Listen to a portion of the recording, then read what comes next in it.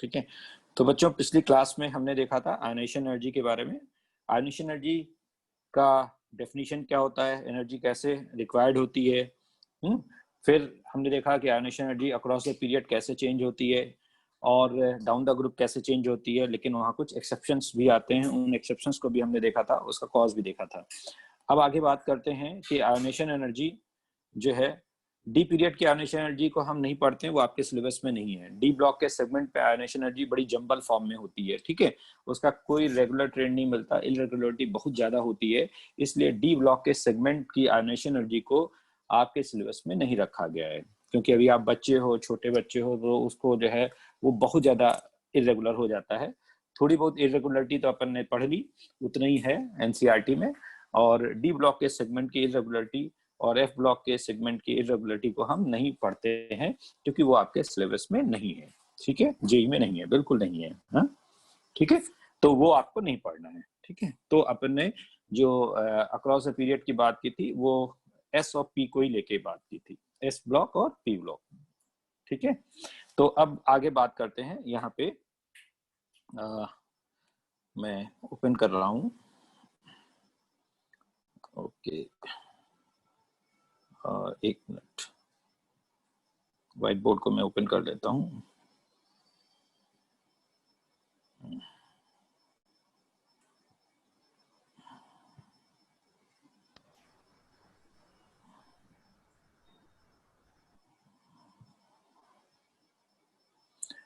DPP 7, 8 और 9 जो है वो हम डिस्कस करेंगे मंडे को, कल संडे को आपको समय मिल जाएगा, तीनों डीपीपी आप अटेम्प्ट करिएगा। वैसे मैंने 7 और 8 को अटेम्प्ट करने को पहले बोल दिया था, 9 भी आप अटेम्प्ट करेंगे, और हाँ मंडे नहीं, ट्यूसडे को, राइट, ट्यूसडे को करेंगे, कल आपको समय मिल जाएगा और करेंगे, ठीक है। और आप शीट से भी क्वेश्चन कर सकते हैं, बाकी जो मैंने आज शेयर की, आज है शीट आपसे शेयर की है, तो धीरे धीरे क्वेश्चंस करते रहें उससे, उसमें सारे क्वेश्चंस हैं, ठीक है। ठीक है, अभी तो आप पढ़ लो, अभी तो आपको मेरे से पढ़ने का मौका मिल रहा है। अब बैच हम बनाएंगे नहीं बनाएंगे अभी तो, क्योंकि मिड में है, लेकिन आगे चल के हम बैच शफल करेंगे, बिल्कुल करेंगे, क्योंकि इसमें जो है कुछ ऐसे बच्चे हैं जो सिंसियर नहीं हैं, केवल चैटिंग ही करते रहते हैं, उनको हमारे लेक्चर पे बिल्कुल कोई मतलब नहीं होता है, मैं क्या लिख रहा हूँ, क्या बोल रहा हूँ, तो ऐसे बच्चों को पढ़ाने से कोई मतलब नहीं है, हाँ, कि उनके लिए टीचर की वैल्यू कुछ है नहीं। तो आगे चल के हम जो है बैच को शफल करके स्टार्टिंग के ऊपर के 2 बैच मैं लूंगा, बाकी बैच को मैं आगे नहीं पढ़ाऊंगा, क्योंकि जिन बच्चों में सिंसियरिटी नहीं है उनको पढ़ाने से कोई मतलब नहीं है, ठीक है। तो अभी तो चूंकि हमारा ये टॉपिक मैं सभी बच्चों को पढ़ा दूंगा, ठीक है, 2 बैच में लूंगा, ऊपर के मैं शफलिंग करूंगा आगे। अभी तो आप मस्त होके पढ़िए अभी मेरे से, जो भी जितना पढ़ रहे हैं, लेकिन आगे जो है आपको जो नीचे के 2 बैच हैं जिसमें बच्चों की सिंसियरिटी नहीं है, उसके बेसिस पे मैं जो है 2 बैच छोड़ूंगा, वो दूसरे टीचर आपको पढ़ाएंगे, ठीक है, जिनमें सिंसियरिटी है उनको ही हम पढ़ाएंगे। तो वो मैं आगे शफलिंग करूंगा, अभी मैं शफलिंग नहीं कर रहा हूँ। अभी तो चूंकि आपका चैप्टर है, जब चैप्टर मैं कंप्लीट कर लूंगा पीरियोडिक प्रॉपर्टीज का, नेक्स्ट चैप्टर में जब स्टार्ट करूंगा केमिकल बॉन्डिंग, तो उसमें फिर मैं शफलिंग करके ही पढ़ाऊंगा। केमिकल बॉन्डिंग जो नया चैप्टर आएगा, इसका अगला वाला चैप्टर, उसमें जो है मैं शफल करके ही पढ़ाऊंगा, ठीक है। ठीक है, वो बच्चे क्या होंगे, कितने होंगे, वो अभी मैं कुछ नहीं बता सकता, वो मैं डेडलाइन डिसाइड करूंगा और उसके अकॉर्डिंग बताऊंगा, ठीक है। 2 बैच में लूंगा, अभी आपके 4 बैच हैं, तो उस हिसाब से आगे करेंगे। अभी तो आप मस्त होकर पढ़ें, ठीक है, अभी तो आप इसमें पढ़ें, मैं पढ़ा रहा हूँ, लेकिन मैं देख रहा हूँ कि कुछ बच्चों को मैं बोलता हूँ वो चैटिंग करते ही रहते हैं, करते अनाप शनाप चैटिंग करते रहते हैं, कोई मतलब नहीं है, उनको ये नहीं मालूम है कि अगर हम इसको कुछ सुनेंगे तो हमारा बेनिफिट होगा, ठीक है, क्लियर। चलो, तो अभी अब मैं स्टार्ट करता हूँ, ठीक है, आप चैटिंग आप बंद कर दें, मैंने आपका आंसर दे दिया है, अब आप दिमाग लगाएं जो मैं पढ़ाने वाला हूँ, ठीक है, ओके। तो पिछली क्लास में आयनाइजेशन एनर्जी की बात मैंने की बच्चों, और आज मैं उसके एप्लीकेशन की बात करूंगा, एप्लीकेशन ऑफ आयनाइजेशन एनर्जी। ठीक है, तो आई थिंक इसमें क्या हो रहा है, ये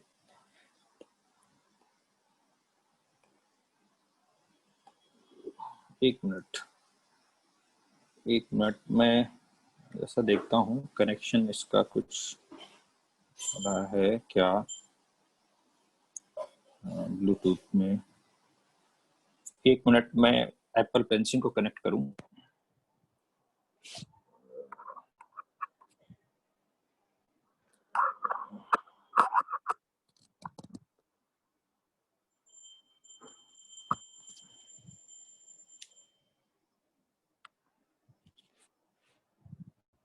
हेलो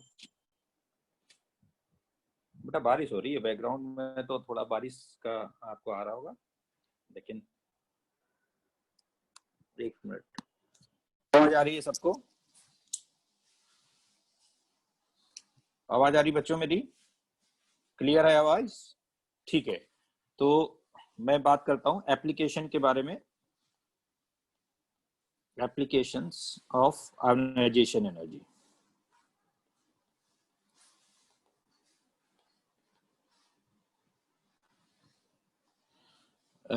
एप्लीकेशन आयनाइजेशन एनर्जी का क्या होता है? मैंने बताया था, जिसमें आयनाइजेशन एनर्जी को हम एब्रिविएशन में IE लिखते हैं। तो पहला एप्लीकेशन आता है कि अगर हम बोलें कि मेटेलिक कैरेक्टर, आप पढ़ते हैं कि मेटल में कौन सी प्रॉपर्टी होती है, वो इजिली कैटायन बनाते हैं अपना वैलेंस इलेक्ट्रॉन निकाल के। तो अगर हम देखें वैलेंस इलेक्ट्रॉन पे जेट इफेक्टिव जितना कम होगा, उसकी आयनाइजेशन एनर्जी उतनी ही कम होगी, और उसकी इलेक्ट्रॉन रिलीजिंग टेंडेंसी भी उतनी ही ज्यादा होगी।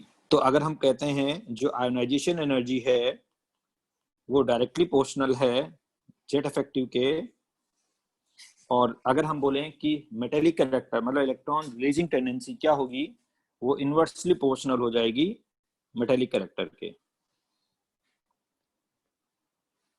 कौन? ठीक है, मेटेलिक कैरेक्टर। तो अगर हम इसको बोलें, ठीक है, पहला एप्लीकेशन अगर हम देखें यहाँ पे कि एस ब्लॉक मेटल का मेटेलिक कैरेक्टर क्या होगा, तो अगर हम इसकी बात करें metallic character of s block metal, तो एस ब्लॉक मेटल का मेटेलिक कैरेक्टर क्या होगा? ठीक है, तो हम बोलते हैं कौन सा मेटल आसानी से इलेक्ट्रॉन अपना लूज करेगा, जिसपे जेड इफेक्टिव कम होगा या ज्यादा होगा? कौन सा मेटल जिसपे जेड इफेक्टिव कम होगा, मींस उसकी आयोनाइजेशन एनर्जी भी क्या होगी? कम होगी। तो कहीं ना कहीं मेटेलिक कैरेक्टर आयोनाइजेशन एनर्जी से कोरिलेट हो रहा है। मेटेलिक कैरेक्टर आयोनाइजेशन एनर्जी से कोरिलेट हो रहा है, नहीं हो रहा है? मेटेलिक कैरेक्टर क्या होता है? Tendency to lose electron. तो अगर हम कहते हैं metallic character of s block metal, metallic character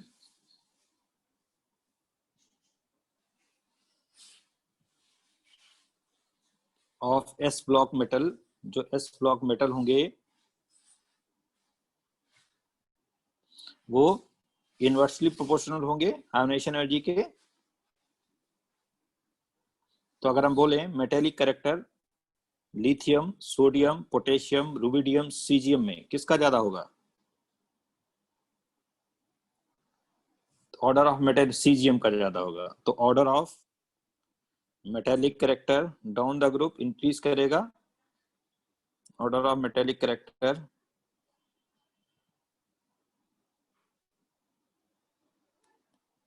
ठीक है increases down the group, increases down the group. तो अमंग अल्कली मेटल लिथियम, फिर सोडियम, फिर पोटेशियम, फिर रुबिडियम, देन सीजियम। ऐसे ही मेटेलिक कैरेक्टर बाकी में बताइए सेकेंड ग्रुप में, क्योंकि एस ब्लॉक की बात कर रहे हैं, सारे मेटल की बात नहीं कर रहे हैं एस ब्लॉक में।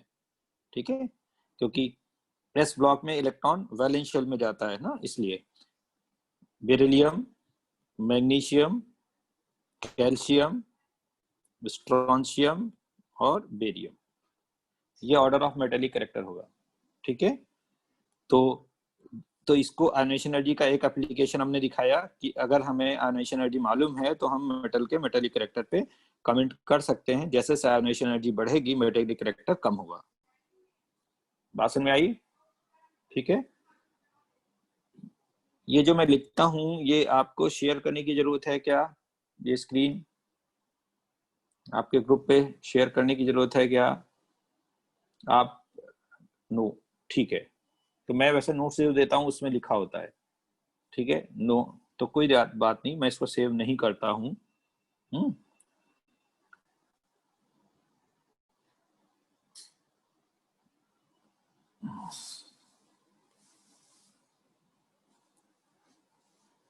ओके, तो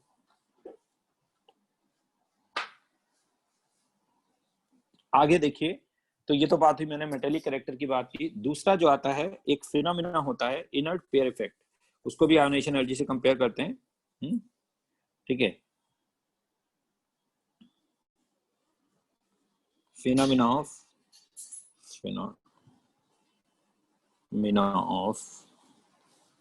inert pair effect, inert pair effect.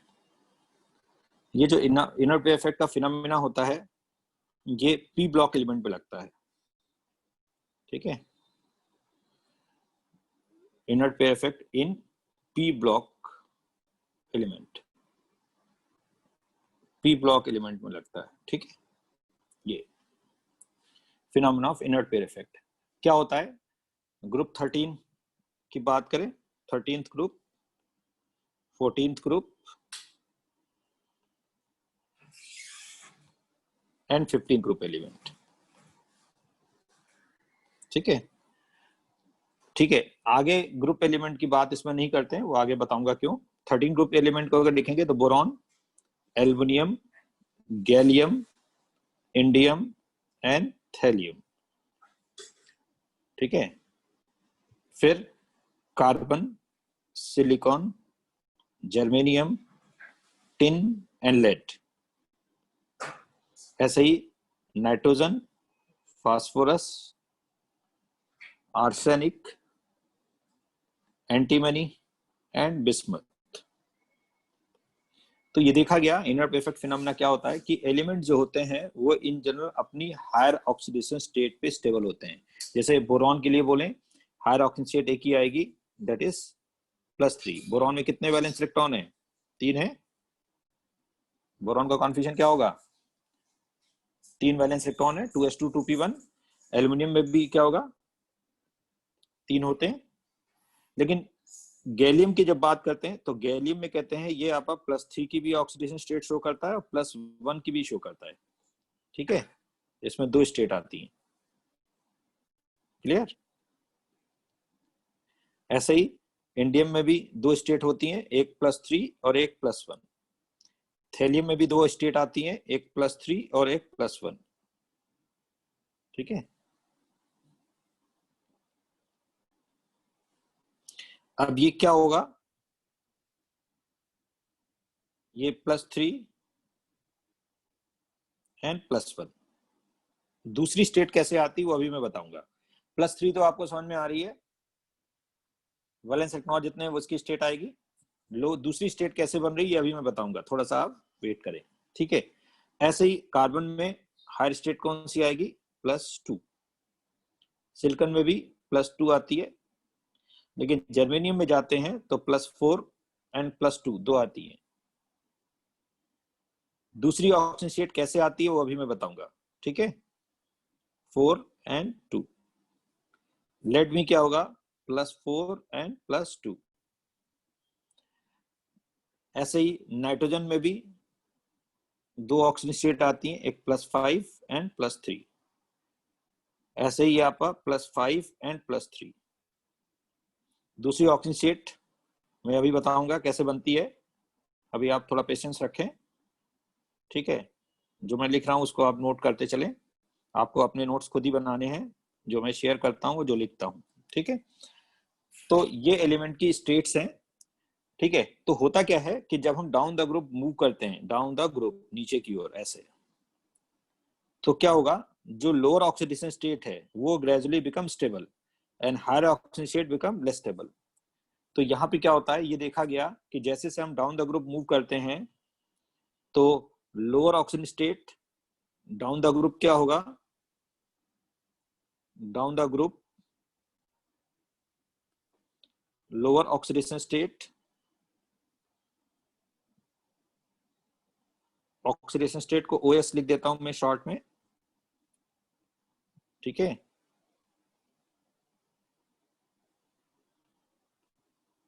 Lower oxidation state, ठीक है, ग्रेजुअली बिकम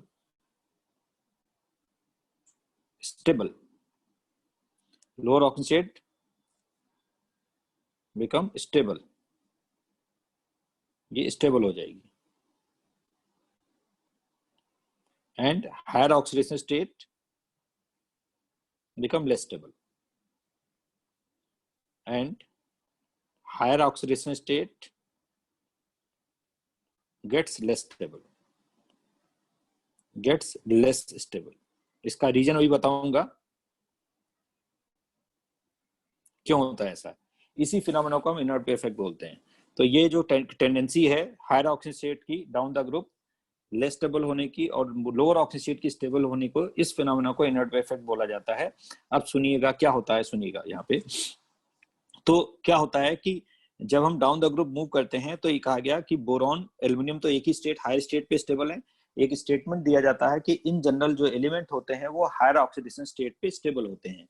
लेकिन अगर हम इसका लास्ट एलिमेंट ले लें, इन ग्रुप का लास्ट एलिमेंट कौन सा होगा,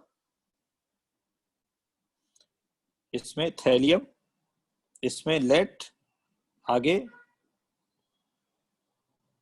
ठीक है, आगे कौन सा हुआ, बिस्मथ।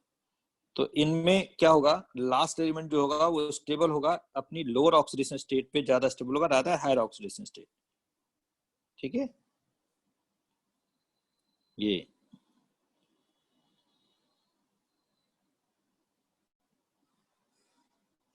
इसमें जाएगा।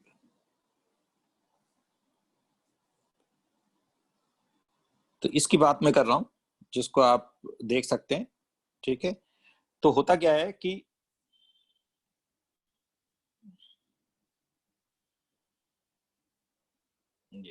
मैं इसको बॉक्स में कर देता हूं ताकि आपको क्लियर मेंशन रहे।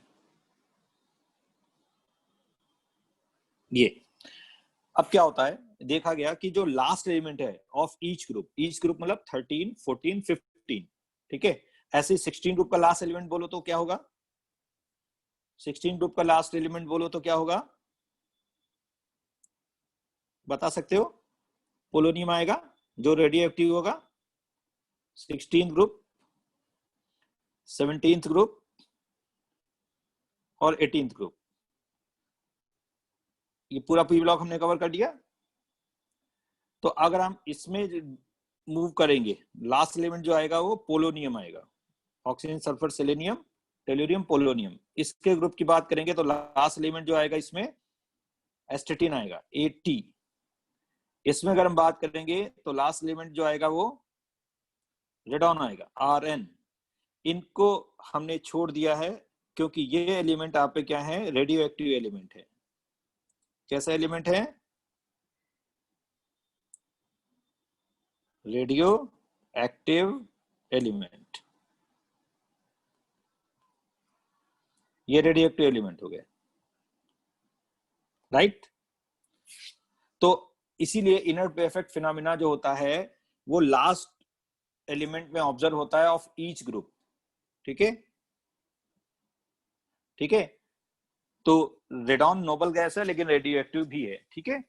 तो अब देखिए क्या होता है, इनर्ट पे effect phenomena observe in last element of each group. तो ये आपका कहां पे ऑब्जर्व होगा, it is this phenomena is observed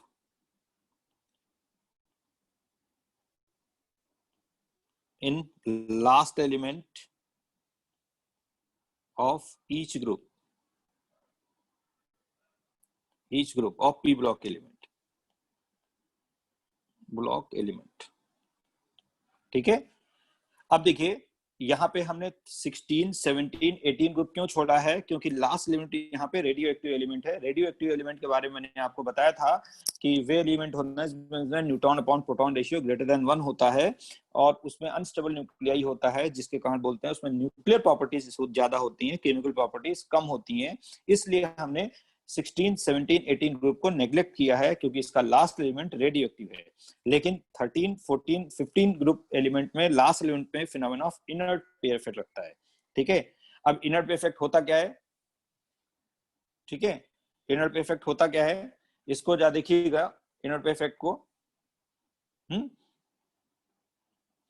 ठीक है, तो हम जो inert pair effect phenomena observe करेंगे वो किसमें ऑब्जर्व करेंगे? पी ब्लॉक एलिमेंट में, और पी ब्लॉक एलिमेंट में भी 13, 14, 15 ग्रुप एलिमेंट। स्टार्टिंग के 3 एलिमेंट लेंगे, 16, 17, 18 ग्रुप को हम इनर्ट पेयर इफेक्ट फिनोमेना में नहीं लेते, क्योंकि उसके लास्ट एलिमेंट जो होते हैं वो रेडियो एक्टिव हैं, वहां पे जो है उनकी केमिकल प्रॉपर्टीज ना के बराबर हैं, न्यूक्लियर प्रॉपर्टीज हैं, इसलिए वहां पे phenomena of inert pair effect नहीं लिया जाता। ठीक है, अब बात समझ में आई। अब हम इन 3 एलिमेंट्स की बात करते हैं। ठीक है, 3 एलिमेंट्स में लास्ट एलिमेंट थैलियम है 13 ग्रुप का, 14 ग्रुप का लेड है, और 15 ग्रुप का बिस्मथ है। अब जरा आगे मैं बढ़ता हूं। ठीक है, आगे अब इन एलिमेंट्स के अगर कॉन्फिगरेशन की बात करें, थैलियम जो लास्ट एलिमेंट है 13 ग्रुप का, लेड जो लास्ट एलिमेंट है 14 ग्रुप का, और बिस्मथ जो है वो लास्ट एलिमेंट है किसका? 15 ग्रुप का। 16, 17, 18 मैंने नहीं लिए, इसका एटॉमिक नंबर 81। ठीक है, इसका एटॉमिक नंबर 82, इसका एटॉमिक नंबर 83। आई थिंक सबका ये मैंने एटॉमिक नंबर लिख दिया है। इसका कॉन्फिगरेशन लिखने की कोशिश करेंगे। इसमें क्या आएगा? 16, 17, 18 मैंने छोड़ दिया है, क्योंकि वो एलिमेंट रेडियो एक्टिव है। रेडियो एक्टिव एलिमेंट में इनर्ट पेयर इफेक्ट फिनोमेना नहीं देखते। ठीक है, बात समझ में आई? तो यहाँ पे बच्चों इसका कॉन्फिगरेशन लिखेंगे, तो आउटर शेल कॉन्फिगरेशन बताओ जरा सा। Outer electronic configuration,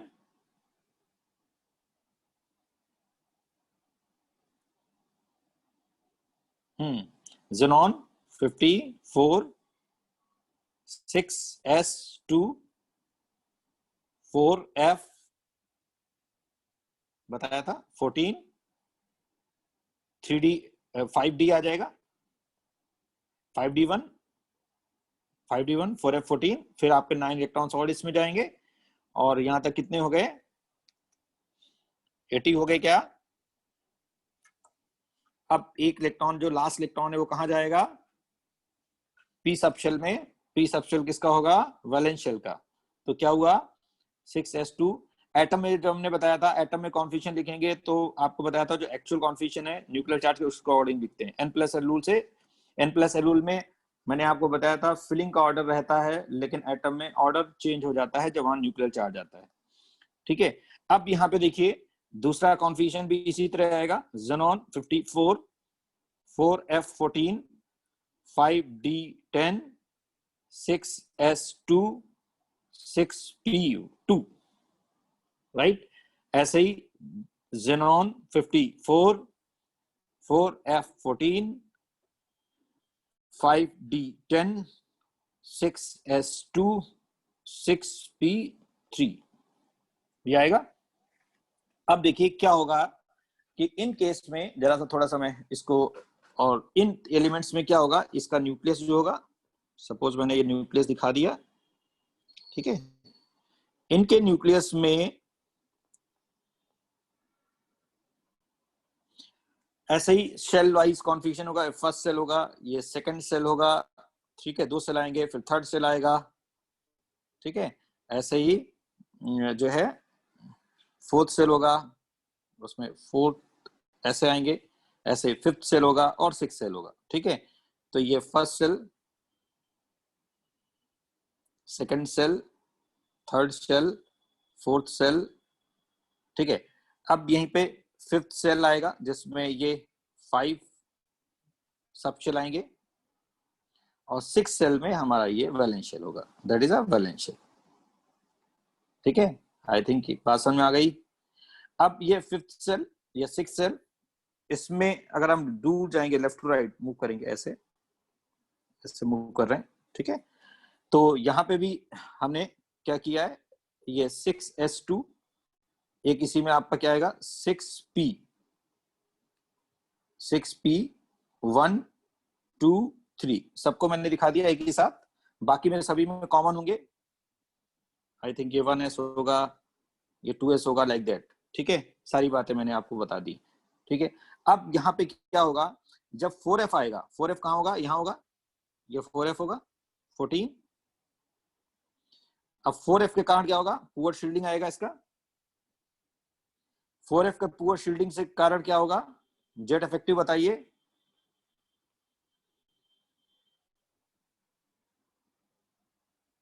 poor shielding, ठीक है, तो पुअर शील्डिंग ऑफ 4f 14 जिसके कारण आएगा। अब जेट इफेक्टिव यहां पे क्या होगा, इसकी जगह जेट इफेक्टिव इंक्रीज करेगा, बढ़ेगा। क्यों, क्योंकि जेट इफेक्टिव हमने क्या बताया था, जेड माइनस सिग्मा, ये अपन ने देखा था। तो अगर सिग्मा कम होगा, सिग्मा आपका क्या होगा, पुअर शील्डिंग, सिग्मा कम होगा तो जेड इफेक्टिव। पुअर शील्डिंग का मतलब क्या हुआ, शील्डिंग कम होना, तो जेड इफेक्टिव क्या होगा, बढ़ेगा। बोलिए, बात समझ में आई। 1 प्रोटॉन से बढ़ रहे हैं, तो अब क्या होगा, अब क्या होगा कि जैसे हम यहां पे जाएंगे तो इस वैलेंस शेल के किस सब शेल के इलेक्ट्रॉन पे जेड इफेक्टिव ज्यादा होगा, एस और पी में किस में जेड इफेक्टिव ज्यादा होगा, एस और पी में कंपेयर करिए, एस पे जेड इफेक्टिव ज्यादा होगा, राइट। तो ये जो आपका 14 यूनिट का प्रोटॉन है, इसका जो शील्डिंग आएगा, ये आगे बढ़ता हुआ, ये बढ़ता हुआ, ये ऐसे ऐसे करते क्रॉस करता हुआ वैलेंस शेल के किस सब शेल पे ज्यादा होगा। ये मैंने थोड़ा सा ऐसे dot dot dot dot nuclear charge दिखाया है। तो जो न्यूक्लियर चार्ज होगा, जो एक्चुअल चार्ज होगा उससे कुछ कम आएगा। तो न्यूक्लियर चार्ज अगर हम बोले यहाँ पे थेलियम पे कितना है 81, तो वैलेंस शेल इलेक्ट्रॉन जो होंगे लेस देन 81 फील करेंगे, लेड में भी लेस देन 82 फील करेंगे, और बिस्मथ भी लेस देन 83 फील करेंगे। अब क्या हुआ कि ये जो ns इलेक्ट्रॉन है, ns मतलब समझ रहे हो, ns जो ns इलेक्ट्रॉन है, जो वैलेंस शेल इलेक्ट्रॉन है, इस पे जेट इफेक्टिव ज्यादा हो जाएगा। और जेट इफेक्टिव ज्यादा होने से ये क्या होगा, बॉन्डिंग में पार्टिसिपेट नहीं करेगा। तो बॉन्डिंग में कौन पार्टिसिपेट करेगा, अब ये क्या होगा, जब जेट इफेक्टिव ज्यादा हुआ तो ns electron strongly attracted by nucleus, jet effective क्या हुआ, बढ़ गया। ठीक है, स्ट्रांगली अट्रैक्टेड, किससे अट्रैक्ट होंगे, बाय न्यूक्लियस। तो अब जब न्यूक्लियस से स्ट्रांगली अट्रैक्ट होंगे तो उनका पार्टिसिपेशन बॉन्डिंग में कौन से इलेक्ट्रॉन पार्टिसिपेट करते हैं, इनर्शियल या वैलेंशियल इलेक्ट्रॉन, वैलेंशियल इलेक्ट्रॉन। वैलेंशियल में तो कौन से सबसेट इलेक्ट्रॉन जाएंगे, तो एस वाले क्या हो जाएंगे, इनर्ट हो जाएंगे। ठीक है, अब ये जब इनर्ट हो जाएंगे तो इसका पार्टिसिपेशन नहीं होगा। क्यों नहीं होगा, क्योंकि ये स्ट्रांगली अट्रैक्ट हो गए किससे, जेड इफेक्टिव। न्यूक्लियस से जब स्ट्रांगली अट्रैक्ट होंगे तो इसका पार्टिसिपेशन बॉन्डिंग में कम होगा। जब कम होगा तो कौन से इलेक्ट्रॉन बॉन्डिंग में पार्टिसिपेट करेंगे, पी के। जब पी के पार्टिसिपेट करेंगे तो अब क्या हुआ, लोअर स्टेट कौन सी बनेगी। अब देखो बाकी एलिमेंट में इससे पहले, तो जब हम बात करते हैं थैलियम के ऊपर 13 ग्रुप की बात करता हूं, 13 ग्रुप में क्या हो रहा है, बोरॉन, एल्युमिनियम, गैलियम, इंडियम तक क्या होगा, एफ नहीं आया होगा। या देखिएगा, इसको मैं पीछे देता हूं, जैसा देखिएगा। अब मैं इसकी बात कर रहा हूं, इसमें बोरॉन है, एल्युमिनियम है, गैलियम है, इंडियम है। इनमें F आया है क्या? इन एलिमेंट्स के कॉन्फ्यूजन में F आएगा क्या? नहीं आएगा। तो जेड इफेक्टिव इनके S सबशेल पे ज्यादा होगा या कम होगा? रिलेटिव। मैंने बताया था 6 पीरियड पे जेड इफेक्टिव ज्यादा हो जाता है। तो इन एलिमेंट्स के लिए S का पार्टिसिपेशन बॉन्डिंग में होगा। तो जब S का पार्टिसिपेशन होगा तो कौन सी ऑक्सीडेशन स्टेट ज्यादा स्टेबल होगी? ठीक है, इन एलिमेंट्स में हायर वन या लोअर वन? ठीक है, तो इन एलिमेंट्स की हायर ऑक्सीजन स्टेट स्टेबल होगी। तो गैलियम में 4F नहीं आया तो +3 ज्यादा स्टेबल है, इंडियम में F नहीं आया तो +3 स्टेबल है। लेकिन पुअर शील्डिंग होने का थैलियम में +3 स्टेबल नहीं होगा। कौन से स्टेबल होगा? +1, due to phenomena of inert pair effect. बोलिए। क्योंकि थैलियम में 4F जब आ गया तो S का बॉन्डिंग में पार्टिसिपेशन नहीं होगा। इसलिए नहीं होगा क्योंकि वो स्ट्रांगली न्यूक्लियस से अट्रैक्ट होगा। इसलिए कहते हैं last element of each group जिनमें 4F का इन्वॉल्वमेंट होगा, 4F इलेक्ट्रॉन आएंगे, उनके NS इलेक्ट्रॉन, NS मतलब वैलेंस शेल के S इलेक्ट्रॉन बॉन्डिंग में पार्टिसिपेट नहीं करेंगे। इसलिए नहीं करेंगे क्योंकि वहां पे वो स्ट्रांगली न्यूक्लियस से अट्रैक्ट होंगे, तो उनका पार्टिसिपेशन बॉन्डिंग में नहीं होगा। इसलिए एलिमेंट की हायर स्टेट स्टेबल ना होके लोअर स्टेट स्टेबल होगी। इसी फिनोमेना को इनर्ट पेयर इफेक्ट बोला जाता है। ठीक है, फिर देखिए, अब जैसे हम 14 ग्रुप की बात करें तो 14 ग्रुप में क्या होगा? कार्बन पे, ठीक है, अब कार्बन और सिलिकॉन पे तो एक ही स्टेट है, लेकिन गैलियम में 2 स्टेट है। लेकिन स्टेबल स्टेट क्या होगी? जर्मेनियम में 2 स्टेट हमने लिखी हैं, +4 आएगी, राइट। ऐसे टिन में भी स्टेबल स्टेट कौन सी होगी? +4। लेकिन लेड में +4 नहीं होगी। स्टेबल स्टेट लेड की कौन सी होगी? +2। बोलिए। ठीक है, ऐसे ही 15 ग्रुप एलिमेंट में अगर जाएंगे तो क्या होगा? 15 ग्रुप एलिमेंट में नाइट्रोजन के लिए स्टेबल स्टेट +5, यहां पे भी +5। तो जहां पे 4F नहीं आएगा वहां पे स्टेबल स्टेट हायर 1 होगी। इसीलिए कहते हैं element are stable in their higher oxygen state. लेकिन जब लास्ट ग्रुप एलिमेंट की बात होगी तो it is stable in lower oxygen state due to inertness of NS electron. NS electron मतलब valence electrons towards bonding. Why they become inert towards bonding? Due to high Z effective on it. High Z effective क्यों होगा? Due to having 4F, that is poor shielding effect of 4F। और इसीलिए कहते हैं ये element जो होते हैं last element of each group, that is 13, 14 and 15 group element are stable in their lower oxygen state, not as general case they are stable in higher state। इसीलिए मैंने आपको लिखा था वहां पे डाउन द ग्रुप जब मूव करेंगे lower oxygen state gradually become stable. तो ट्रेंड क्या होगा? Higher oxygen state gradually become less stable. तो ट्रेंड क्या हो रहा है? डाउन द ग्रुप मूव करने पे lower oxygen state gradually become stable. तो अगर आपसे पूछा जाए गैलियम, इंडियम और थैलियम की +1 स्टेट का ट्रेंड बताइए स्टेबिलिटी में, क्या होगा? गैलियम 1, इंडियम 1, थैलियम 1 में स्टेबिलिटी किसकी सबसे ज्यादा है? थैलियम की, राइट। अगर हम बोलें गैलियम 3, इंडियम 3 और थैलियम 3 में सबसे ज्यादा स्टेबिलिटी किसकी ज्यादा है? Stability order, most stable gallium 3, least stable thallium 3। ठीक है, तो कहने का मतलब है डाउन द ग्रुप अगर हम मूव करेंगे तो lower oxygen state become stable and higher oxygen state gets less stable. ठीक है, ऐसे ही आपको पूछा जाए जर्मेनियम 4, टिन 4 और लेड 4 में most stable cation, germanium 4 least stable cation lead 4, right. लेकिन अगर हम जर्मेनियम की +2 स्टेट लेते हैं, टिन की भी +2 स्टेट लेते हैं और लेड की भी +2 स्टेट लेते हैं, अब तीनों स्टेट में, तीनों एलिमेंट में किसकी सबसे ज्यादा स्टेबल होगी? लेड +2 मोस्ट स्टेबल और लेस और लीस्ट स्टेबल जर्मेनियम +2, राइट। ऐसे ही ठीक है, nitrogen, phosphorus, arsenic, antimony and bismuth में +5 ऑक्सीजन स्टेट में सबसे ज्यादा स्टेबल स्टेट कौन सी होगी? +5 में नाइट्रोजन की +5, और +3 की अगर बात करें तो सबसे ज्यादा स्टेबल कौन होगा? प्लस बिस्मथ की स्टेट। आगे हम 50, 16, 17, 18 ग्रुप एलिमेंट को क्यों छोड़ रहे हैं?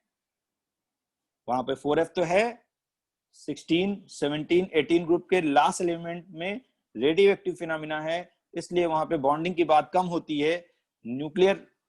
न्यूक्लियस अनस्टेबल होने के कारण वहां पे रेडियो एक्टिविटी की बात होती है, इसलिए उसको हमने छोड़ दिया है।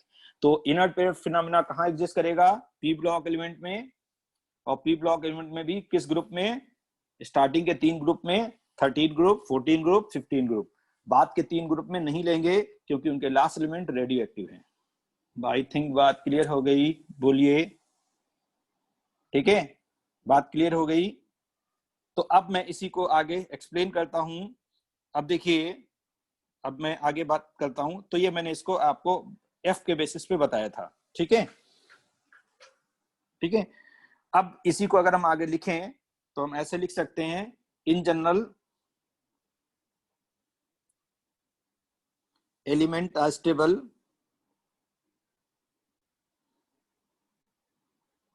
in their higher oxidation state,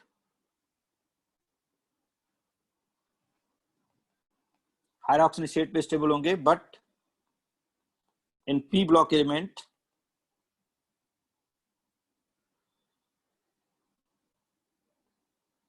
from group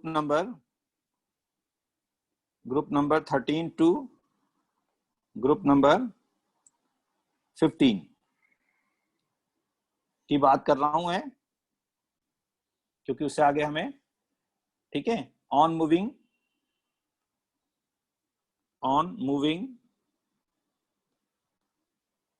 down the group, on moving down the group, lower oxidation state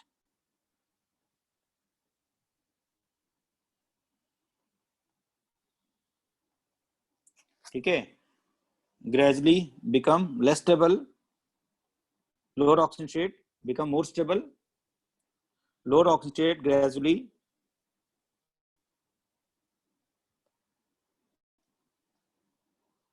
becomes more stable, and higher oxidation state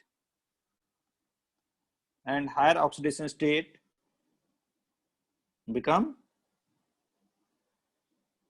less stable. Higher oxidation state of element gets less stable. ठीक है, ये more stable हो जाएगा, ये less stable हो जाएगा। ठीक है, बात समझ में आई? ये तो ट्रेंड की मैंने बात की। and last element of each group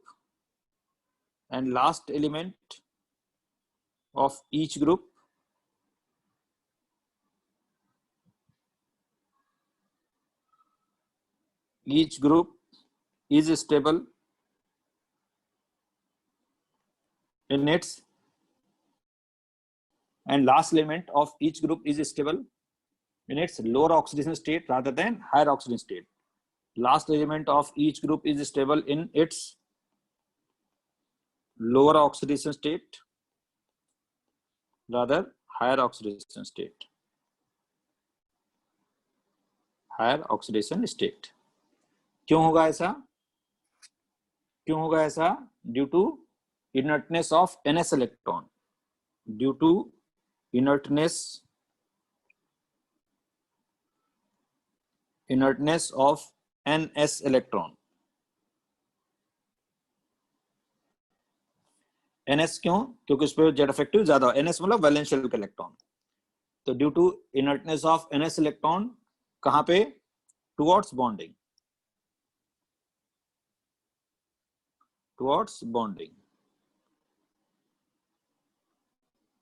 अब बॉन्डिंग में वो जाएंगे नहीं, तो क्या होगा, एलिमेंट की कौन सी स्टेट स्टेबल होगी, lower one. This phenomena of inertness, this phenomena of inertness of ns electron, inertness of ns electron towards bonding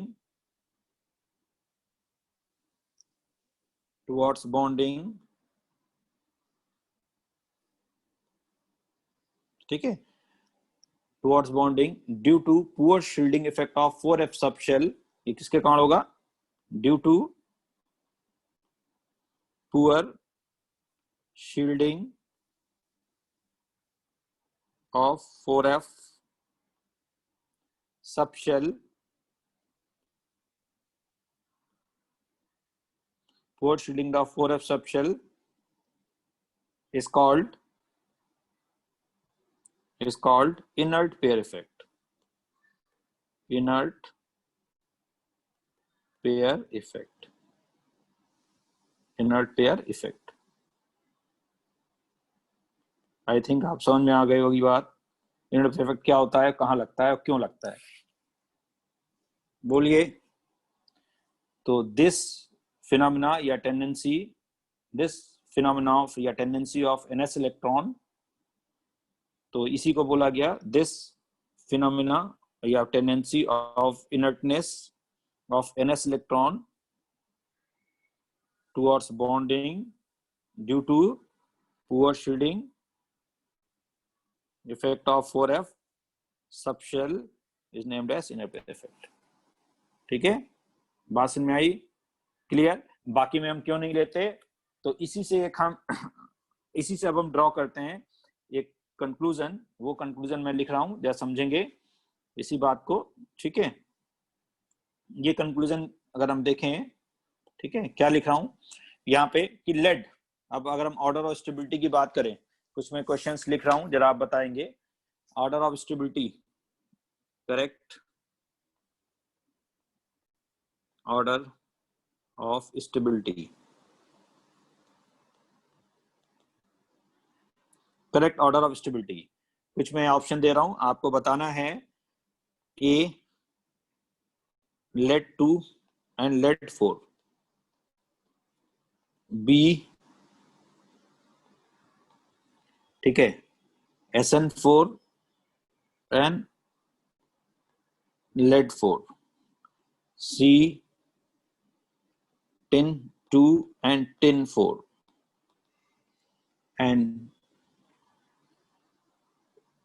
and D, ठीक है। तो यहाँ पे मैंने सब जगह यही लगा दिया है, ठीक है, और यहीं पे tin 2 and lead 2,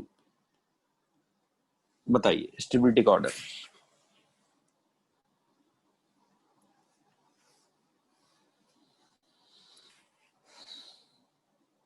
MCQ, more than correct।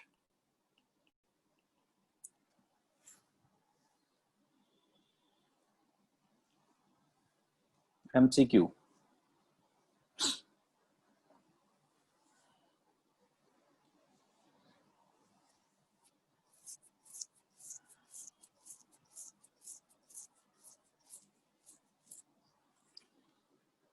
ठीक है, जब बताइए। यस, पहले ऑर्डर में within the element lead 2 and lead 4 में कौन ज्यादा स्टेबल है, लेड 2 एंड लेड 4 में कौन ज्यादा स्टेबल है, लेड 2, तो ये आंसर गलत हो गया। ठीक है, करेक्ट ऑर्डर स्टेबिलिटी का बताना है। ठीक है, दूसरा केस बी में अगर जाएंगे तो क्या होगा, ये आंसर नहीं होगा। बी में लेड 4 एंड टिन 4 में कौन ज्यादा स्टेबल है, डाउन द ग्रुप जाएंगे तो क्या होगा, अब बिटवीन द एलिमेंट कंपेयर हुआ, between the element down the group move करते हैं तो higher oxygen state become less stable, तो टिन 4 ज्यादा स्टेबल होगा, ये भी गलत हो गया। अब टिन 4 एंड टिन 2 में within the element tin 4 and tin 2 में कौन सी ऑक्सीजन स्टेट ज्यादा स्टेबल होगी, यहाँ पे हायर स्टेट स्टेबल होगी क्योंकि यहाँ पे 4f नहीं है। लेड 2 एंड टिन 2 तो tin 2 and lead 2 between the element, down the group जाएंगे तो lower oxygen state become more stable. तो आंसर आपका क्या आएगा? C and D. बोलिए, बात समझ में आई? एक क्वेश्चन और लिखिए, correct order of stability, correct order of stability among cation, ठीक है? तो पहला ऑप्शन है वहां पे आर्सेनिक, एंटीमनी एंड बिस्मुथ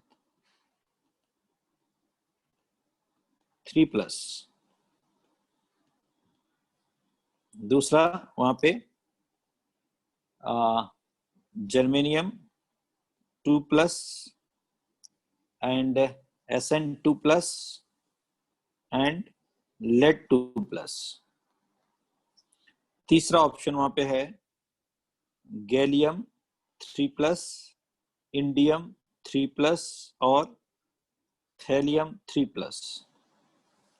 और लास्ट वन ऑप्शन है यहाँ पे आर्सेनिक 5+ और एंटीमनी 5+ और bismuth 5+।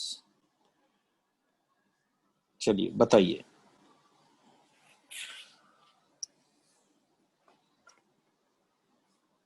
MCQ, more than one correct होंगे।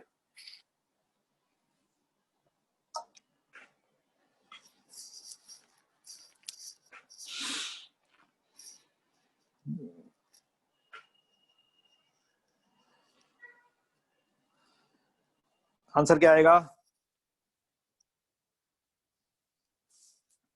बताइए?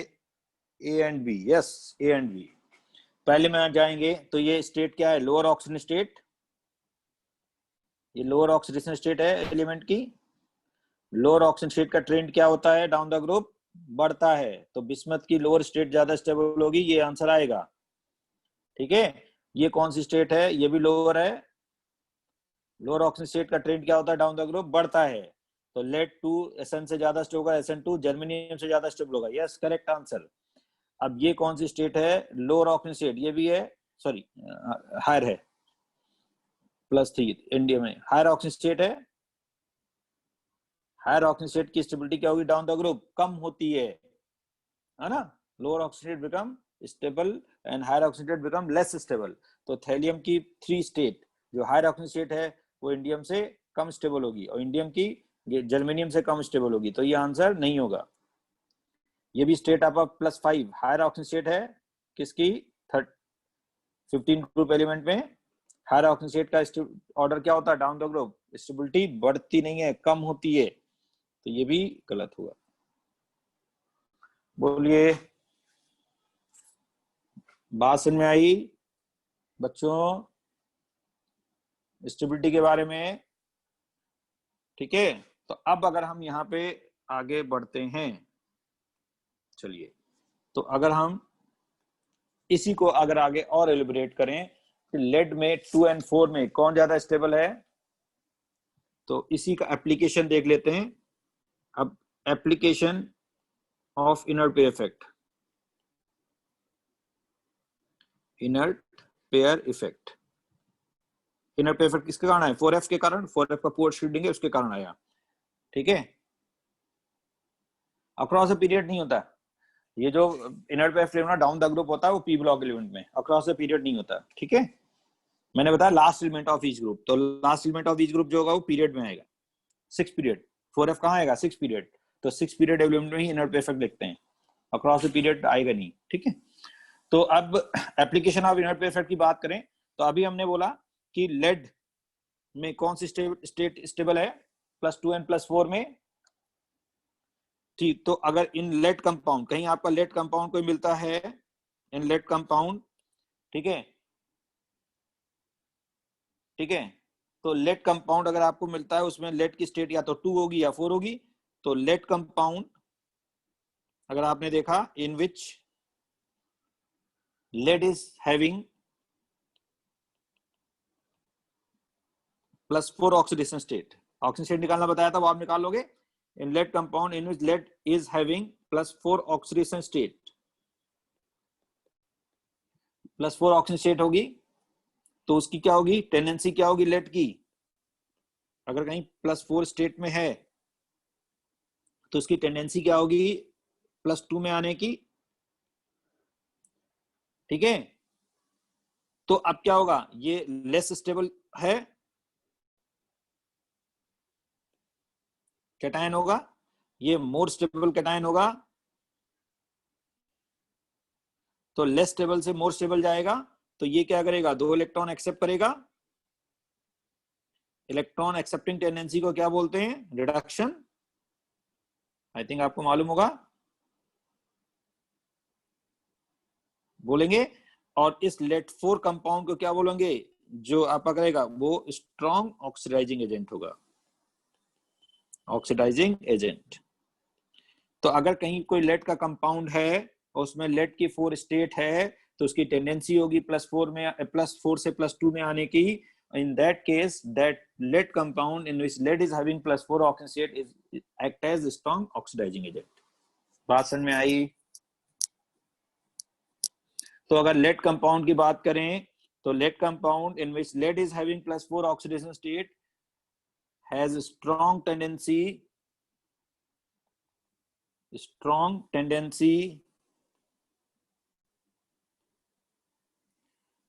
to convert itself into more stable state कौन सी होगी लेड के लिए, +2 ऑक्सीडेशन स्टेट, ठीक है। इन दिस वे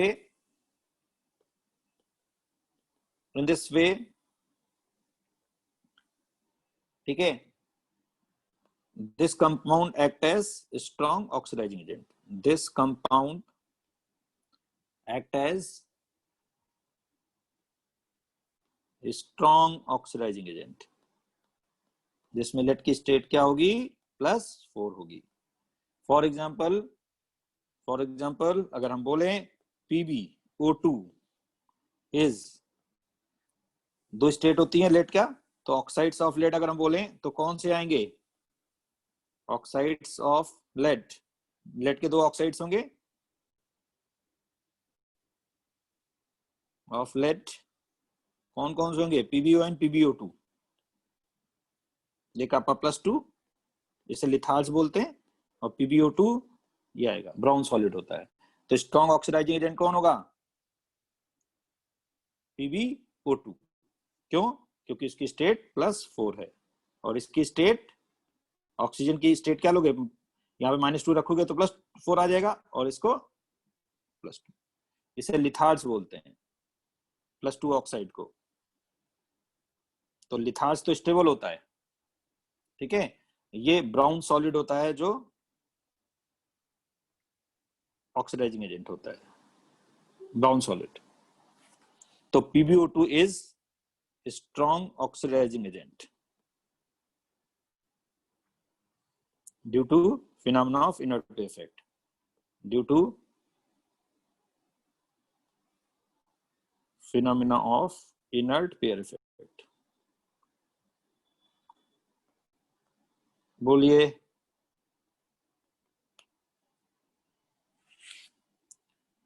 ठीक है, बोलिए। नाम बता दिया, लेड 2 ऑक्साइड को हम लिथार्स बोलते हैं, और इसके ब्राउन सॉलिड होता है, ब्राउन कलर का होता है ब्राउन सॉलिड, ठीक है। लिथार्स इसका नेम है, केमिकल नेम है, और कुछ नहीं है, कलर इसका ब्राउन होता है, ठीक है। ये PbO2 ब्राउन सॉलिड होता है।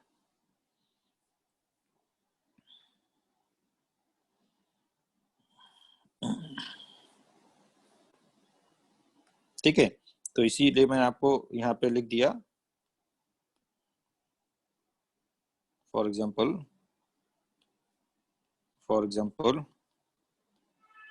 Brown solid PbO2 is a strong oxidizing agent, ठीक है, लिथार्ड ज्यादा स्टेबल है अर्थ क्रस्ट में, इसीलिए नेचर में जो मिलेगा PbO2 नहीं मिलेगा। नेचर में हमें कौन सा स्टेट ऑक्साइड मिलेगा लेड का? अगर हम नेचर में बोलें लेड को अगर हम एक्सट्रैक्ट करेंगे तो लेड का कौन सा फॉर्म मिलेगा हमें नेचर में? जो स्टेबल फॉर्म होगा। स्टेबल फॉर्म कौन सा मिलेगा? PbO, नॉट PbO2, वो तो रिएक्टिव फॉर्म है। ठीक है, बात समझ में आई? क्लियर? बोलिए, है ना? अब देखिए ऐसे ही टिन में अगर बात करें, टिन में कौन सी ज्यादा स्टेबल है स्टेट? टिन में कौन सी स्टेट स्टेबल होगी? सिमिलरली दूसरा केस, ठीक है, ऐसे ही second case similarly.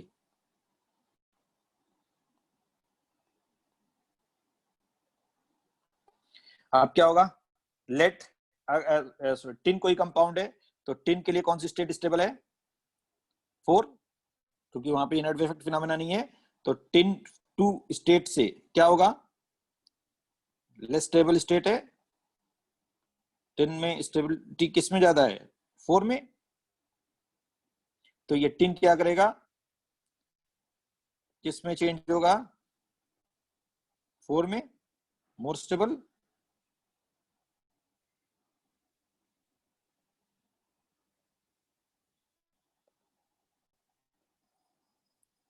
More stable form आएगी टिन के लिए। और ये क्या करेगा? 2 इलेक्ट्रॉन निकाल देगा। इलेक्ट्रॉन निकालने के फिनोमेना को क्या बोलते हैं? इलेक्ट्रॉन निकालने के फिनोमेना को क्या बोलते हैं? ऑक्सीडेशन। और जो इलेक्ट्रॉन निकालेगा उस स्पीसीज को क्या बोलते हैं? Reducing agent. भाई बात समझ में आई?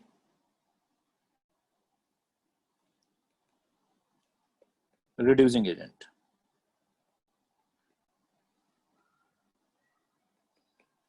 तो अब कहते हैं लेड के लिए कि ये आपका स्ट्रॉन्ग रिड्यूसिंग एजेंट होगा। क्यों?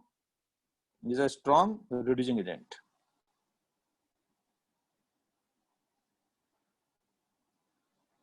क्यों? क्योंकि ये इजिली 2 से 4 स्टेट में चेंज होगा। तो अगर कहीं कोई टिन का कंपाउंड है, ठीक है, रिड्यूसिंग एजेंट मैंने बताया था जो क्या करेगा? दूसरे सब्सटेंस को रिड्यूस करेगा और खुद ऑक्सीडाइज होगा। क्लियर? ऑक्सीडेंट क्या होते हैं? या ऑक्सीडाइजिंग एजेंट जो दूसरी सब्सटेंस को ऑक्सीडाइज करते हैं और खुद रिड्यूस होते हैं। रिड्यूसिंग एजेंट जो दूसरे सब्सटेंस को रिड्यूस करते हैं, खुद ऑक्सीडाइज हो जाते हैं। ठीक है, अब यहां पे देखिए, तो अगर वही पैरेलल कोई लेड कोई कंपाउंड है और उसमें लेड की स्टेट +2 है, तो उसकी टेंडेंसी क्या होगी? Similarly lead tin compound, sorry, tin compound है कोई in which tin is having SN is having lower oxidation state, having +2 oxidation state, ठीक है, has strong tendency, उसकी strong tendency क्या होगी? strong tendency, ठीक है, to convert itself, have a strong tendency to convert itself into more stable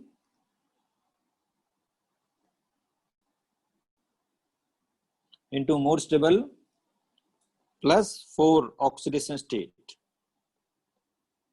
ठीक है। In this way,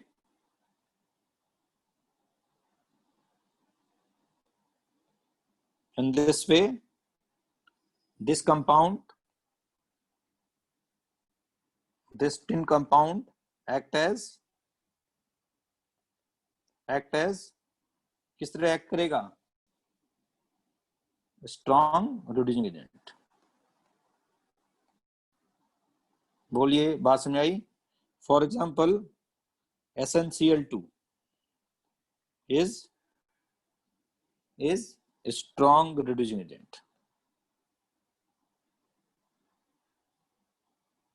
reducing agent.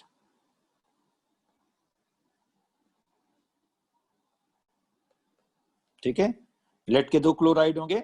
अगर हम क्लोराइड्स ऑफ टिन की बात करें, जैसे मैंने वहां पे ऑक्साइड्स की बात की थी ना, जैसे यहाँ पे ऑक्साइड्स, अगर हम क्लोराइड की बात कर लें तो टिन के 2 क्लोराइड होंगे, क्लोराइड्स ऑफ टिन SN। कौन कौन से आएंगे? एक 2 स्टेट का क्लोराइड, एक 4 स्टेट का SnCl2 और SnCl4। तो SnCl2 जो होगा वो स्ट्रॉन्ग रिड्यूसिंग एजेंट होगा।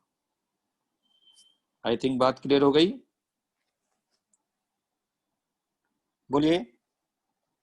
तो ये तो टिन में फिनोमेना ऑफ इनर्ट इफेक्ट नहीं लगता, जिसके कारण टिन की हायर स्टेट स्टेबल है, इसलिए टिन का जो कंपाउंड होगा लोअर स्टेट पे वो रेक्टेंट होगा।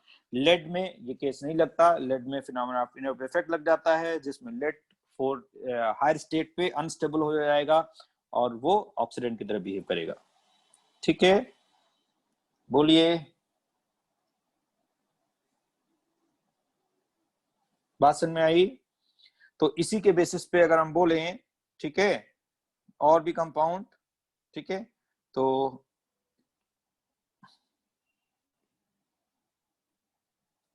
सिमिलरली इसी की अगर बात करें तो सिमिलरली Pb4+ एंड थैलियम, एक minute, Tl3+, Bi5+ compounds are also a strong oxidizing agent, are also strong oxidizing agent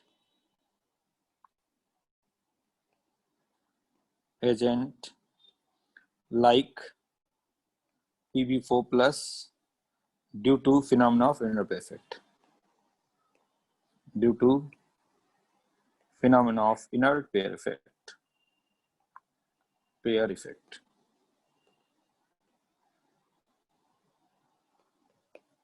For example, PbO2 Na BiO3 है, Tl2O3 are strong oxidizing agent.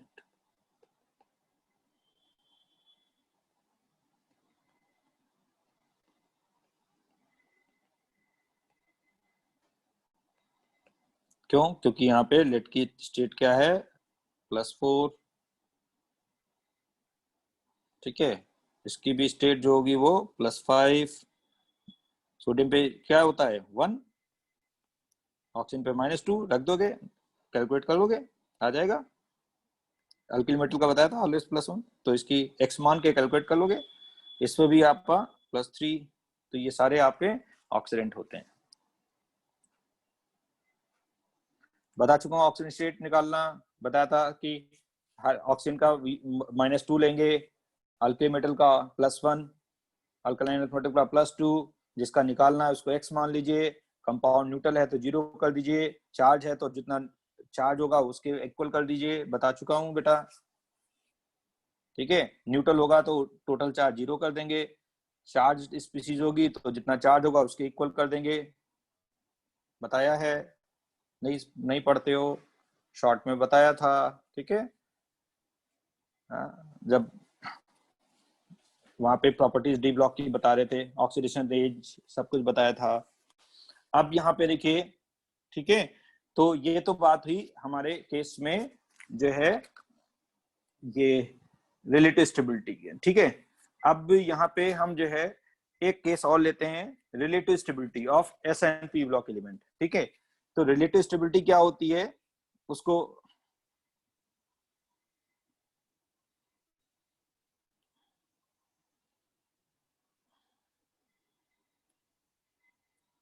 Relative stability S and P block element की, ये तीसरा case है application में। Relative stability of S and P block metal. S और P block metal होते हैं ना, relative stability of S and P block metal cation. ठीक है, ब्लॉक मेटल कटायन।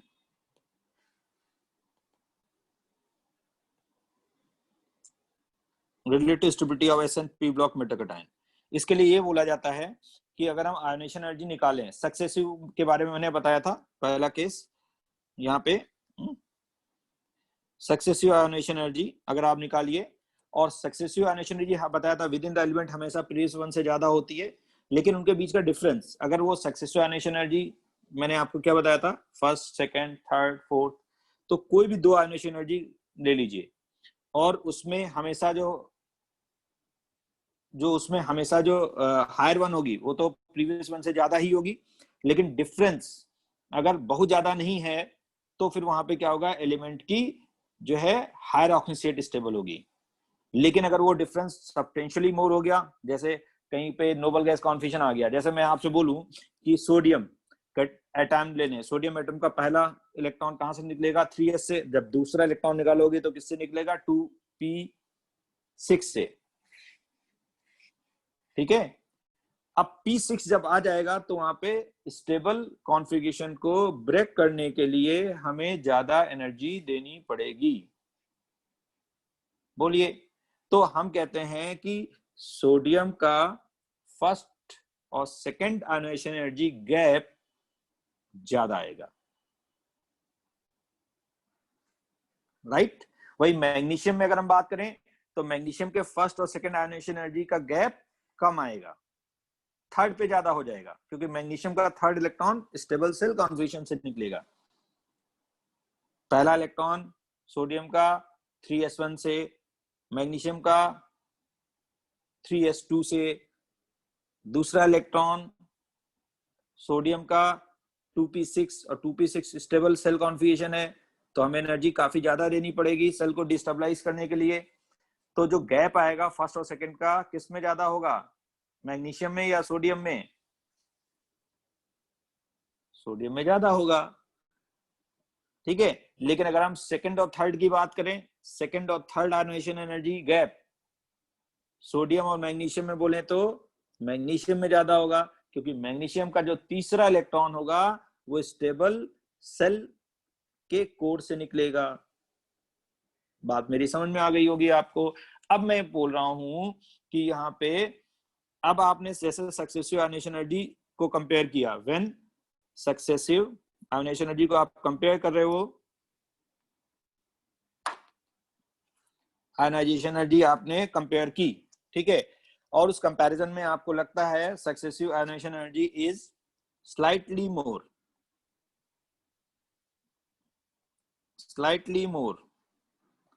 ज्यादा तो हमेशा होगी सक्सेसिव आयोनाइजेशन, लेकिन थोड़ी ज्यादा है, स्लाइटली मोर देन, जब तक स्टेबल कॉन्फिगरेशन नहीं आएगा तो स्लाइटली मोर ही होगा, जब स्टेबल कॉन्फिगरेशन आ जाएगा तो सब्सटेंशियली मोर हो जाएगा।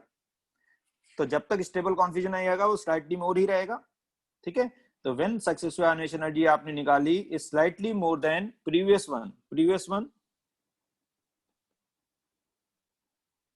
वन, ठीक है, वो कब तक रहेगी स्लाइटली मोर, जब तक स्टेबल सेल कॉन्फिगरेशन नहीं आ जाएगा, स्टेबल कॉन्फिगरेशन जब तक नहीं आएगा तब तक वो स्लाइटली ही मोर रहेगा। ठीक है, आई थिंक बात समझ में आएगी। तो उस केस में क्या होगा, when successive ionization energy slightly more than previous one, then metal cation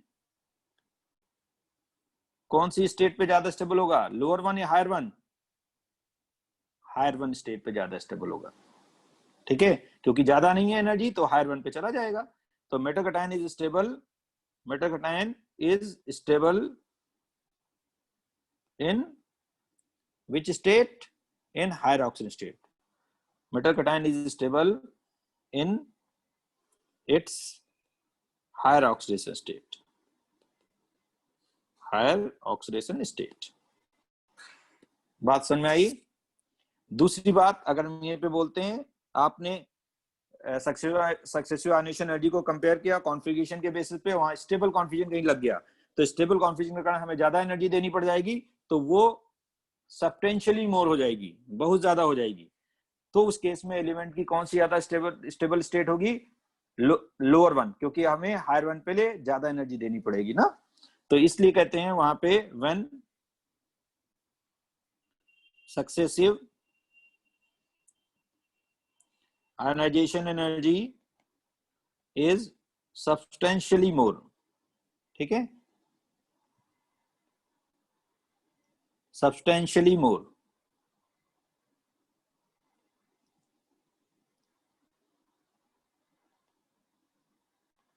Substantially more than previous one.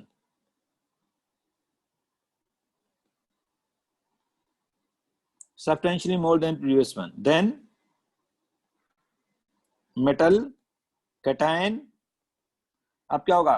मोर पे तो हायर पे हमें ज्यादा एनर्जी देनी पड़ेगी ना, तो अब लोअर वन स्टेबल हो जाएगी। Then metal cation is stable in metal cation is stable in its lower oxidation state, lower oxidation state। ठीक है, इसको आप ऐसे समझ सकते हैं, जैसे हमने बोला कि यहाँ पे एक IE आयनेशन एनर्जी मैंने ली, N मतलब पहली, और N-1 मतलब एक इलेक्ट्रॉन निकालने के बाद जो मोनोवैलेंट कैटायन बन गया। N मतलब फर्स्ट, ठीक है, N-1 सेकेंड वन। ठीक है, N की वैल्यू 1 तो ले नहीं सकते, मिनिमम क्या होगी? ठीक है, N की वैल्यू अगर हम लें तो अगर हमने कहा 2, तो सेकंड और फर्स्ट में कंपैरिजन हो रहा है। N की वैल्यू अगर हमने 3 ले ली तो 3 एंड 2 के बीच में कंपैरिजन होगा। एडजेसेंट, पास की आयनेशन एनर्जी, ये नहीं कि जंबल ले लिया। ठीक है, एक पांचवी ले ली है, तो जैसे आपने, तो इलेक्ट्रॉन धीरे धीरे हम निकालते जाते हैं। जैसे हमने थर्ड इलेक्ट्रॉन निकाला तो उसका कंपैरिजन क्या होगा? थर्ड आयनेशन एनर्जी का सेकंड आयनेशन एनर्जी से कंपैरिजन होगा। अगर आपने सेकंड आयनेशन एनर्जी को कंपेयर करें तो उसका कंपैरिजन फर्स्ट से होगा। ठीक है, अब इनके बीच का डिफरेंस जो होगा हमेशा सक्सेसिव तो ज्यादा ही होगा, लेकिन ज्यादा डिफरेंस नहीं होगा। तो इसको बोलते हैं कि आयनेशन एनर्जी जो होगी वो होगी ज्यादा सक्सेसिव, लेकिन काफी ज्यादा डिफरेंस उसमें नहीं होगा। ठीक है, अब सेकंड वाले की जो बात करेंगे वो आयनेशन एनर्जी N मतलब हम वैल्यू 1 नहीं लेंगे मिनिमम, तो क्योंकि वो फिर 0 हो जाएगा, 0 का कोई मतलब नहीं है ना। तो मिनिमम हायर के लिए हमें क्या करना पड़ेगा? अब अगर ये सब्सटेंशियली मोर होगी, सब्सटेंशियल मतलब काफी ज्यादा होगी, then ionisation energy of N-1।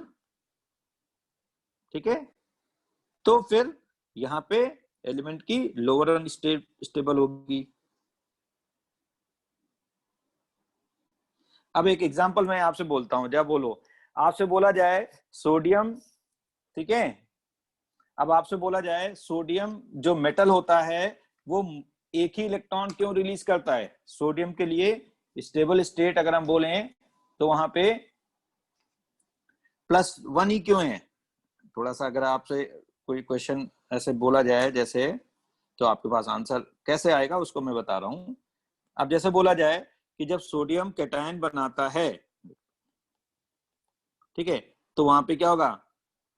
ठीक है, नियॉन 1s2 2s2 2p6, ठीक है, 3s2 3s1। अब बोलते हैं कि वहां पे क्या होता है? पहले सेल में 2 इलेक्ट्रॉन, दूसरे सेल में 8 इलेक्ट्रॉन और तीसरे सेल में 1 इलेक्ट्रॉन। तो आपने पढ़ा होगा कि सोडियम में 1 इलेक्ट्रॉन निकाल के मोनोवैलेंट कैटायन बना लेता है। NaCl पढ़ा है आपने, सभी में आयनिक बॉन्ड बनाता है। ठीक है, अब आपसे बोला जाए कि NaCl होता है, ये तो हम सभी जानते हैं, लेकिन अगर हमने कहा NaCl2 क्यों नहीं होता? NaCl2 क्यों नहीं होता? अब NaCl को अगर हम कर लेंगे तो ये बात समझ में आती है कि पहले इलेक्ट्रॉन निकल जाएगा और Cl माइनस, लेकिन NaCl2 को निकालेंगे तो हमें Na2 प्लस और 2Cl माइनस ऐसे करना पड़ेगा।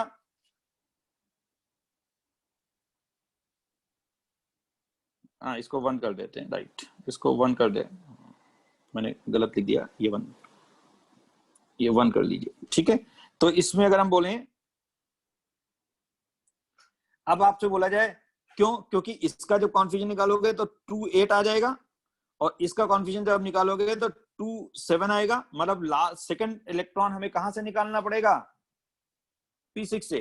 तो पहला तो इलेक्ट्रॉन तो ये निकल गया, अब दूसरा इलेक्ट्रॉन जो ले गया वो स्टेबल कोड से निकलेगा। अब दूसरे इलेक्ट्रॉन को निकालने के लिए हमें काफी ज्यादा एनर्जी देनी पड़ेगी,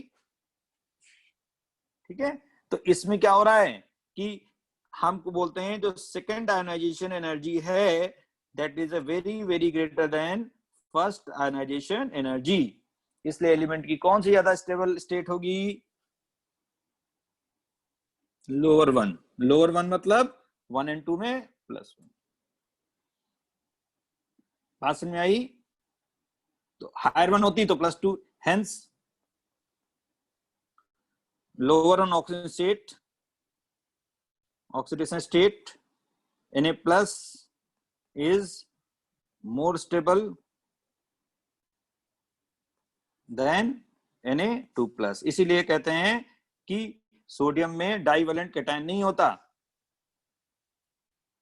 अब जैसे आपको बोला है कि सोडियम डाइवेलेंट कैटायन क्यों नहीं बनाता, क्योंकि दूसरा इलेक्ट्रॉन निकालने के लिए जो एनर्जी हमें चाहिए वो काफी ज्यादा चाहिए और वो energy during bond formation available नहीं होगी।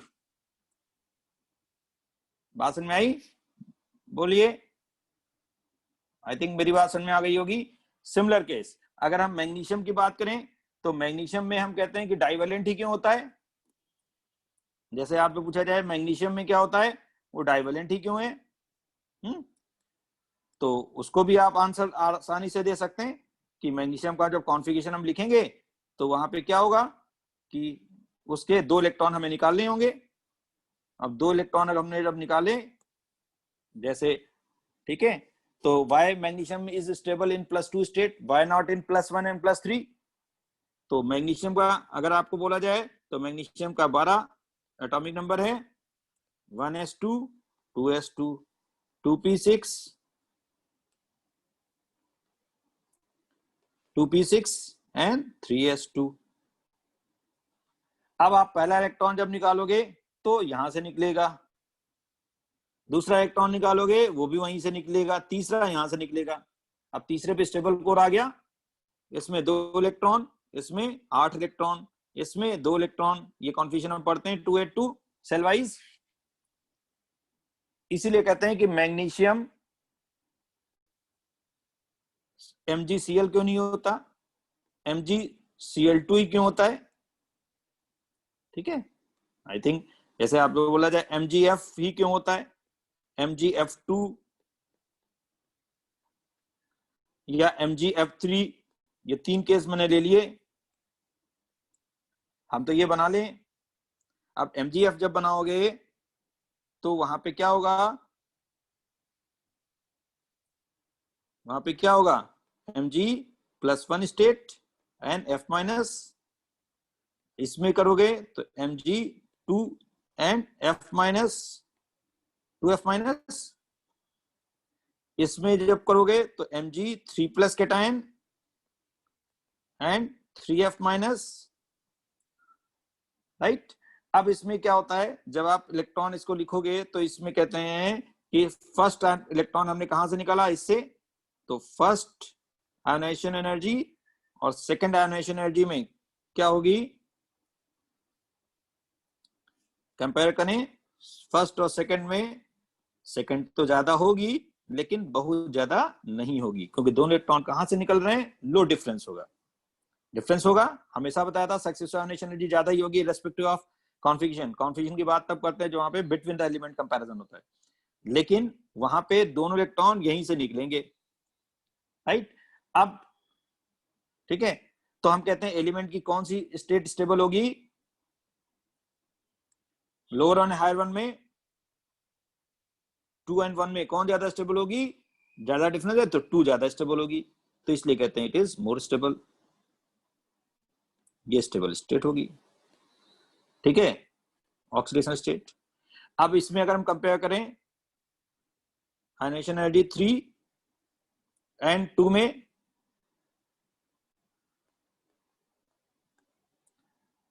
ठीक है, अब तीसरा इलेक्ट्रॉन कहां से निकलेगा, स्टेबल कोर से। तो अब क्या हुआ, सेकंड और थर्ड में एनर्जी गैप बहुत ज्यादा हो गया। क्यों? क्योंकि स्टेबल कॉन्फिगरेशन को हमें ब्रेक करना है, और स्टेबल कॉन्फिगरेशन को ब्रेक करने के लिए एनर्जी हमें काफी ज्यादा देनी पड़ेगी, राइट। अब ज्यादा देनी पड़ेगी तो हम कहते हैं अब एलिमेंट की कौन सी स्टेबल स्टेट होगी, 1 एंड 2 में। 1 एंड 2 में कौन सी ज्यादा स्टेबल है, 2। 2 एंड 3 में कौन ज्यादा स्टेबल है, अगेन 2। क्यों? क्योंकि यहाँ पे अब लोअर वन लेंगे, तो इसमें 1 एंड 2 में हायर वन स्टेबल होगी, मतलब ये स्टेबल होगी, 2 आया। 2 एंड 3 में लोअर वन स्टेबल होगी, दैट 2। इसलिए कहते हैं मैग्नीशियम डाइवेलेंट कैटायन होता है, ट्राइवेलेंट या मोनोवेलेंट कैटायन नहीं होता।